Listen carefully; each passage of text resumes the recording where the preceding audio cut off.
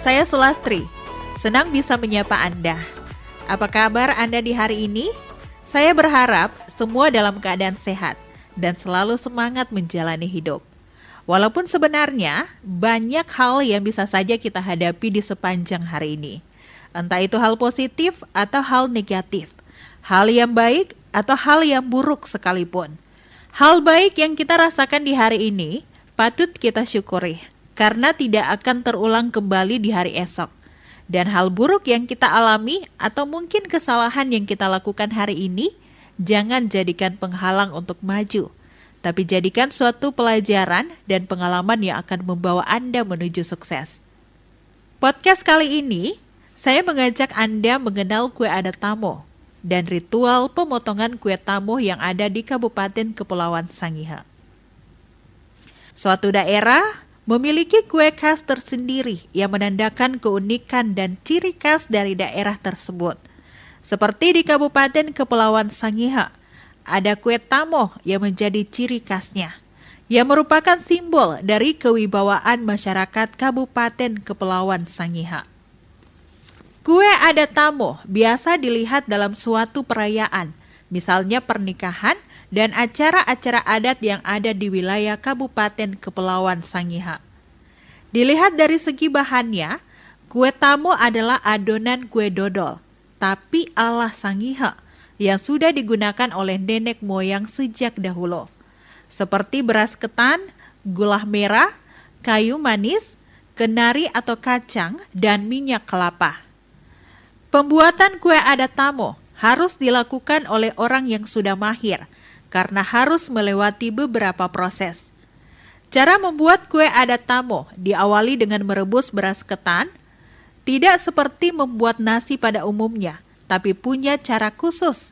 Dan pembentukan kue adat Tamo memiliki tempat khusus seperti yang diungkapkan Ibu Blendina Mekutika Ambat. Rebus nasi dulu. Caranya mau bikin nasi itu ada di cara bunganya.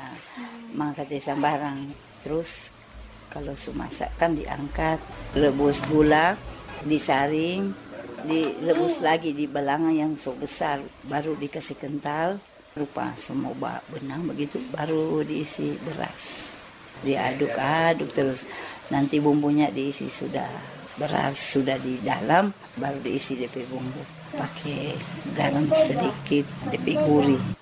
Sudah masak, diamkan sedikit, baru diisi di DP pastaka itu. Sebelum hari H, harus 4 hari atau 3 hari. Umpamanya ini hari H, 3 hari yang paling lama. Apalagi kalau besar, kalau kecil, boleh diam tuh 1 hari. Karena so tahu dan DP cara DP selap. Nanti DP hari H baru mau saling, dibagi.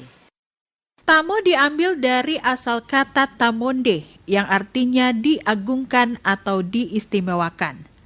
Dalam Tamo mengandung arti filosofi yang sangat mendalam, antara lain bahan kue adat Tamo itu sendiri yang terdiri dari beras yang mengandung makna bahwa butir-butir yang kecil menyatu, seperti perbedaan sekecil apapun dari kedua rumpun keluarga disatukan dalam satu ikatan yang utuh lewat pernikahan atau perkawinan. Gula merah berasa manis mengandung makna sebagai berkat Tuhan dalam kehidupan keluarga, pengantin, dan mempelai. Minyak kelapa melambangkan kebijaksanaan dalam kehidupan masyarakat suku Sangihe.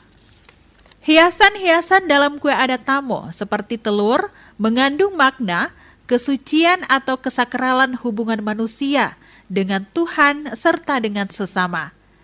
Jenis-jenis makanan khas seperti ketupat jenis bawatung yang dalam pemahaman budaya orang Sangihe sebagai simbol untuk mendatangkan berkat dari Tuhan semesta alam, Igeng Gonalangi Dua Tang Saruruang. Udang sebagai simbol kebersamaan, maju sama-sama maju dalam kehidupan masyarakat suku Sangihe. Telur ayam kampung sebagai simbol bakal kehidupan yang baru, lambang kesakralan, kesucian dalam masyarakat suku Sangihe. Tamo diibaratkan sebagai sebatang pohon yang besar, rindang yang diberikan oleh Tuhan semesta alam bagi manusia, untuk perteduhan di waktu panas dan perlindungan di saat hujan. Semua bagiannya, mulai dari akar, batang, daun, pucuk dan buahnya berguna sebagai bahan obat, maupun untuk kesejahteraan umat manusia yang menggunakannya teristimewa bagi kedua pengantin. Menjulang tinggi ke atas seperti kerucut, artinya semakin tinggi berkat dari keluarga atau seseorang semakin menyadari dan mengakui bahwa itu semua bersumber daripada Tuhan.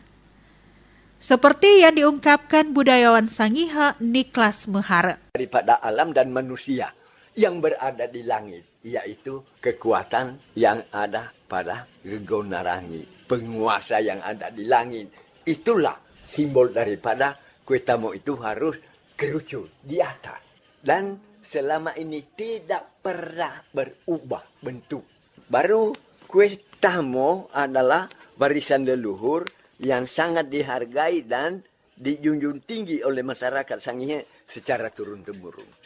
Yang kedua, kue adat tamo adalah simbol dari tingginya nilai adat yang tetap dipertahankan dan lestari sepanjang masa.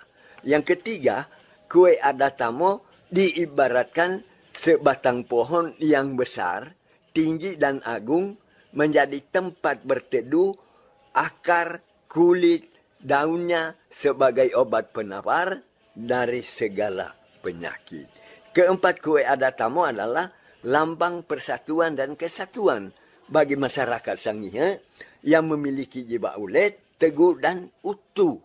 Sejarah kue adat tamo di Kepulauan Sangihe dimulai saat pernikahan adat leluhur bernama Mangurung Dago dengan seorang wanita bernama Wansa Peliang di Ulung Peliang. Tamo dibuat di Bongkong Lumenehe, sebuah bukit di atas kampung Dago sekarang yang dahulunya adalah Kedatuan Lumenehe, Kecamatan Tamako sekarang. Pemotongan kue adat tamo pertama kali dilakukan oleh leluhur bernama Asansa. Kemudian pengulangan kedua tamo diadakan saat pesta perkawinan Pangeran Makalupa, saudara kandung dari Tangkuliwutang, ayah Raja Makaampo Wawengehe, dengan Kinding Sangiang, anak dari Kulano Manentonau, di Manganitu Leboh sekarang. Selanjutnya pengulangan ketiga tamo diadakan saat perkawinan Raja Tabukan pertama, Makaampo Wawengehe, dengan kedua istrinya Timbang Sehiwu dan Sompo Sehiwu, dan ini merupakan pertama kali pengadaan tamo di Tabukan. Saat acara pernikahan, kue adat tamo dipotong kedua pengantin saling menyuguhkan sebagai simbol pelayanan pertama antara kedua pengantin dan mempelai, maupun penghormatan kepada kedua orang tua jika dilakukan. Bagian setelah dipotong dibagi kepada sesama sebagai simbol berkat Tuhan yang melimpah, harus dibagi lagi menjadi berkat bagi sesama kita dalam kehidupan. Kata-kata yang dipakai dalam ritual menuang tamo adalah kata-kata sastra Sangihe yang berisi pengakuan dan pengagungan kepada Tuhan semesta alam yang berkuasa atas seluruh alam dan kehidupan manusia. Ucapan syukur kepada Tuhan, kata-kata petua atau pedoman hidup dalam berumah tangga, doa serta harapan untuk kesejahteraan perjalanan rumah tangga bagi kedua pengantin dan mempelai di masa yang akan datang. Pada bagian pertama adalah pembukaan, berisi tentang penghormatan kepada Tuhan semesta alam dalam sebutan I Genggonalangi Duatang Saruruang. Penghormatan kepada pimpinan atau yang empunya pesta, pemangku adat, dan semua hadirin, serta doa untuk mengawali kegiatan. Pada bagian kedua adalah inti, berisi tentang proses bagaimana seseorang petua untuk melaksanakan ritual pemotongan kue adat tamo atau menebang pohon. Dalam bagian ini harus dijelaskan perumpamaan atau kiasan tentang tamo, siapa yang menanam, memelihara, dan untuk siapa. Kegunaan bagian-bagian tamo, akar, batang, daun, dijelaskan secara rinci dan kegunaannya untuk apa, untuk memunculkan tema atau tujuan dalam pemotongan kue adat tamo pada berbagai situasi. Bagian ini juga menjelaskan alat apa yang digunakan untuk persiapan menuang tamo, misalnya longsong mekila atau bariung atau kapak yang berasal dari mana atau siapa yang membuat dengan sastra dan doanya. Serta menjelaskan sastra tentang melihat waktu baik dalam melaksanakan pemotongan pohon tersebut. Kemudian pucuknya atau hasil potongan itu diletakkan di mana dan kegunaannya untuk apa. Pada bagian ketiga adalah penutup, yaitu berisi ucapan syukur kepada Tuhan atas terselenggaranya ritual menuang tamo dan penegasan bahwa dalam tangan kuasa Tuhan, hidup kita terpelihara sempurna, diakhiri dengan penghormatan akhir kepada semua hadirin. Seperti dicontohkan budayawan Sangihe Niklas Mehare. Igeng kau nalangi dotan seru ruang nendia di langit dengan dunia masih patikut dalohone. Haki eben pihak posok tinumbo sasombo mededa kulung. Pihak mindeni sabu he tatendang masuk hampa.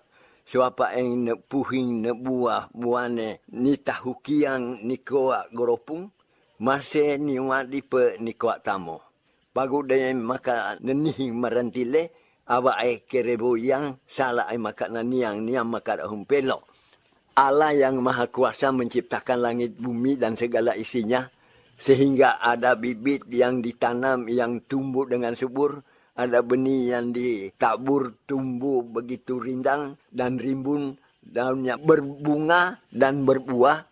Hasilnya diolah menjadi tamo. Dibentuk menyerupai pohon. Tumbuh di atas bukit. Yang kelihatannya begitu agung, menarik dan indah dipandang mata. Ku suara seini kita kemengetahui orang si makat dan yang makat dah humpelo. Tinggal nama murah di taipa pelok masa tamak ada hibum pelokang. Ku haungan kita ku haungan takut sabomungan takut haungan homin sabobongan urarege. Ku abe kabohang abe kararingu kababohang ikarea kararingun tulangaren tabe maka peliaba makar rata batangi. Menubang ke kaluniki liku obe pinut tumbihin. Kalau nah kata orang yang naring kita siak hane, naring ti manungaha ti masaruan sebangai mo barong kalamur karena lalu si kita kebi bau tembone sarang kabanuane sarangnya terima kasih. Tidak hanya dalam acara pernikahan, semua acara syukur sukacita boleh menggunakan tamo, seperti ulang tahun, turude merarung perahu, naik rumah baru, syukur Hari Pendidikan Nasional, syukur Hari Kemerdekaan RI, ulang tahun daerah, dan sebagainya. Perlu diingat, tamo tidak boleh dibuat dalam acara duka, sebab tamo adalah lambang sukacita.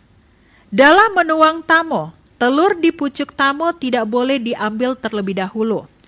Namun keterampilan yang baik untuk menjaga kesakralan tamo adalah dipotong bersamaan dengan pucuk tamo. Dijaga jangan sampai jatuh, baik telur maupun hiasan-hiasan tamo. Kue adat tamo, lambang syukur, lambang kebersamaan, lambang sukacita, dan keagungan dari masyarakat Sangihe. Saya Sulastri, see you next time.